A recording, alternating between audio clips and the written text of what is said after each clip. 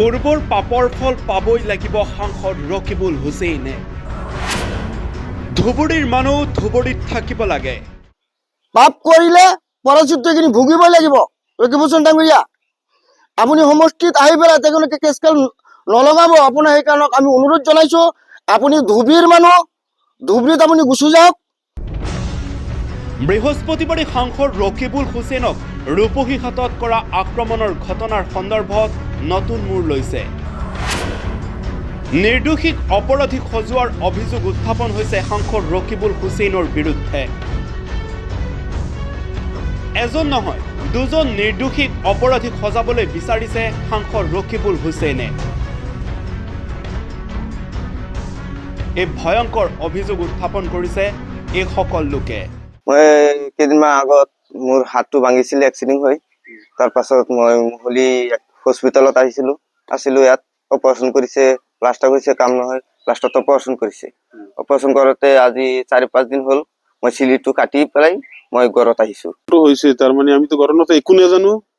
আমি যোৱা 20 তাৰিখ বৃহস্পতিবাৰ আছিল, বৃহস্পতিবাৰে আমি তবলিগ জমাতত গৈছো। 3 দিনৰ জমাতত 3 দিনৰ জমাত কাটি ঘৰত আহিছো। ঘৰত আহি শুনিছো ৰকিবুল হুছেইনে আমাক আসামি দিছে, কেছৰ আসামি মাৰপিটৰ। সাংসদ ৰকিবুল হুছেইনক আক্ৰমণ কৰাৰ ঘটনাৰ নতুন মূৰ লৈছে।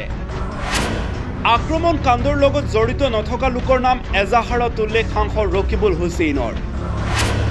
চিকিৎসালয়ত চিকিৎসাধীন হৈ থকা যুৱকৰ নাম উল্লেখ এজাহাৰত। বৃহস্পতিবাৰে সংঘটিত হোৱা সাংসদ ৰকিবুল হুছেইনক আক্ৰমণৰ ঘটনাৰ পাছতে শুকুৰবাৰে অভিযোগ দাখিল কৰিছিলে সাংসদ ৰকিবুল হুছেইনে।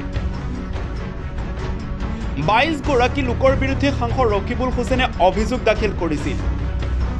আৰু সেই 22 গৰাকী লোকৰ ভিতৰত দুজনে হৈছে নিৰপৰাধী। আৰু সেই দুইজন লোকৰ নাম সন্নিৱিষ্ট হৈ আছে সাংসদ ৰকিবুল হুছেইনৰ অভিযোগ পত্ৰ। এই ভয়ংকৰ অভিযোগ উত্থাপন কৰিছে এইসকল লোকে। তেওঁলোকে সংবাদমেলৰ জৰিয়তে অভিযোগৰ সন্দৰ্ভত স্পষ্টকৈ উল্লেখ কৰিছে যে সাংসদ ৰকিবুল হুছেইনৰ এজাহাৰত উল্লেখ থকা ঘটনাৰ দিনা আব্দুল ৰহমান নামৰ লোকজনে তবলিগী জামাতত আছিল। আনফালে এইগৰাকী যুৱক আশ্ৰাফুল নগাঁও চিকিৎসালয়ত চিকিৎসাধীন হৈ আছিল। এনে ক্ষেত্ৰত সাংসদগৰাকীয়ে কিয় এই দুইজন নিৰপৰাধী লোকক অপৰাধী সজাবলৈ চেষ্টা কৰিছে? কিয় সাংসদগৰাকীয়ে নগাঁও আৰক্ষীক দিয়া অভিযোগ পত্ৰত এই দুজনৰ নাম অন্তৰ্ভুক্ত হ'ল? তাৰ বিচাৰ কোনে কৰিব? মই কেইদিনমান আগত মোৰ হাতটো ভাঙিছিল এক্সিডেণ্ট হৈ। তাৰ পাছত মই হোলী হস্পিটেলত আছিলো ইয়াত অপাৰেশ্যন কৰিছে, প্লাষ্টাৰ কৰিছে, কাম নহয়, লাষ্টত অপাৰেশ্যন কৰিছে। অপাৰেশ্যন কৰোঁতে আজি 4-5 দিন হ'ল মই চিলিটো কাটি পেলাই মই ঘৰত আহিছো। হৈছে তাৰমানে আমিতো ঘৰত একো নাজানো। আমি যোৱা 20 তাৰিখ বৃহস্পতিবাৰ আছিল, বৃহস্পতিবাৰে আমি তবলিগ জমাতত গৈছো। 3 দিনৰ জমাতত 3 দিনৰ জমাত কাটি ঘৰত আহিছো। ঘৰত আহি শুনিছো ৰকিবুল হুছেইনে আমাক আসামি দিছে, কেছৰ আসামি মাৰপিটৰ। কেৱল ইমানতে ক্ষান্ত নাথাকি এইগৰাকীয়ে ব্যক্তি ক'লে 2002 চনৰ কাণ্ডলৈ যদি মনত পেলাওঁ তেতিয়াহ'লে এগৰাকী ৰাজনৈতিক নেতাক শিল আৰু ইটাৰে আক্ৰমণ কৰিছিলে। কেৱল সিমানেই নহয়, কেইবাটাও সৰু বৰ ঘটনাৰ লগত সাংসদ ৰকিবুল হুছেইন জড়িতৰ কথা উল্লেখ কৰিলে এই ব্যক্তিজনে। এই অভিযোগক কিদৰে নস্যাৎ কৰিব সাংসদ ৰকিবুল হুছেইনে, যাৰ বাবে এইগৰাকী ব্যক্তিয়ে সাংসদ ৰকিবুল হুছেইনক ক'লে পূৰ্বে কৰা কামৰ ফল এতিয়া পাবই লাগিব। ৰকিবুল ডাঙৰীয়া, আপুনি 2002 চনৰ কথা অনুভৱ কৰক। আদিত্য লাংটাছাৰৰ গাড়ী ইডিএফৰ বাজ্যাগ আপুনি ভাঙিছিল নে? বছিৰ কাছিম হিচাপ লগত আছিল নে? মূৰ ফালিছিল নে?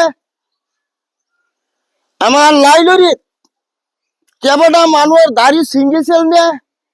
আপোনাৰ মনত পৰেনে? আমাৰ বৰগলিত খাৰুল মুক্তি সভা আছিল, চাক্কা ধুলিয়াইছিল নে? ইটা মাৰিছিল নে? এইবিলাক কথা আপোনাৰ একবাৰ মনত পৰক ৰকিবুল ডাঙৰীয়া। পাপ কৰিলে পৰাচিত্ৰখিনি ভুগিবই লাগিব। ৰকিবুল ডাঙৰীয়া, আপুনি সমষ্টিত আহি পেলাই তেওঁলোকে কেছকাল নলগাব। আপোনাৰ সেইকাৰণে আমি অনুৰোধ জনাইছো, আপুনি ধুবুৰীৰ মানুহ, ধুবুৰীত আপুনি গুচি যাওক। আমাৰ সামগ্ৰীত আহিবলৈ আপোনাৰ কোনো লাভ নাই। এটা আপোনাৰ কি আছে? আপোনাৰ একোৱেই নাই। আপোনাৰ লাজৰ কথা এইবিলাক। আপুনি যে মানুহক ইমান হেৰেছমেণ্ট দি আছে, কষ্ট দি আছে, এইবিলাক কথা নহয় আপুনি ইয়াৰ পৰা ধুবুৰী গুচি যাওক সেইকাৰণে আপোনাক মই অনুৰোধ জনাইছো ধুবুৰীত যাবৰ কাৰণে ৰূপহী হাতৰ পৰা ব্যুৰো ৰিপৰ্ট ৰিপৰ্টাৰ এনে